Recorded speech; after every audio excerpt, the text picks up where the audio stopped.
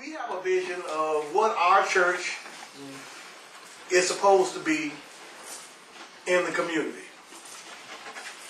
Now, the church is not a building, but a building is a symbol of the health of a fellowship. And if a building is in disarray and looking bad and in disrepair, then you can say that there has to be something wrong with that fellowship, because those people don't care enough about their visible symbol to do something about it. That's their face to the world. Like Karima, you were saying about the website, that's our face to the world. Well, the church building is our face to the community. And so it speaks, it says something about who we are, about what we are. And I remember for so long, the shrine was envied in terms of the pristine nature of the facility, of the grounds, the lighting. And then more than that, there was the overall big vision that the church had with regard to black people and what we could do and be together. That is what we're trying to renew. You have a hard time having effect on a broader community without having some visible symbol that testifies to your stability and significance and importance. Because everybody don't get to talk to you. You don't get to explain it to everybody. You don't get a chance to say, this is what we are, this is what we believe, try to do. You don't get to run it down like that. But your physical presence, just riding up down the street and seeing your facility day after day, speaks to a certain kind of seriousness about who you are.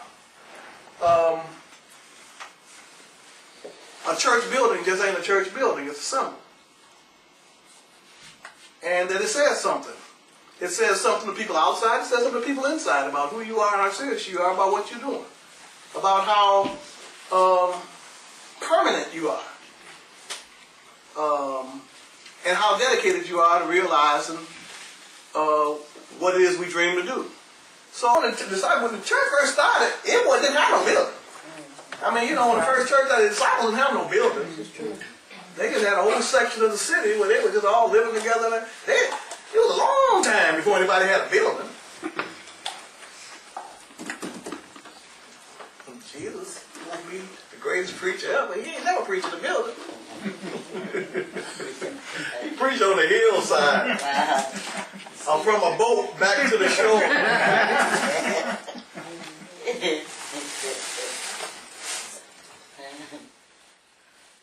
Brothers and sisters, about a year and a half ago, we suffered the terrible, devastating effects of Hurricane Ike, which did severe damage to all of our buildings, but particularly to our main sanctuary.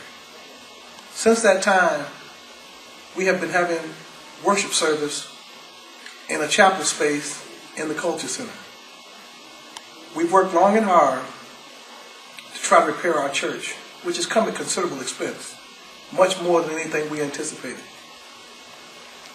After many struggles, ups and downs, and battles with the insurance companies and contractors, I'm glad to announce that on June 13th, 2010, we will have the grand reopening of Shrine 10 in Houston, Texas. We're asking everyone to join with us in the celebration of this momentous occasion. We have redone the sanctuary completely. It is wonderful and beautiful and a sight to behold. We're going to schedule a week of events surrounding the reopening, and we hope that you will join us. It is important enough to take the time and care to join us in Houston for this occasion. You won't be disappointed. We're glad that God has blessed us to be able to be restored to our original state and actually made even better. We've completed the mural of our founder, which is on the sanctuary wall, and we've even added some more. The facilities have been improved in every way, including the sound. and the signs out front.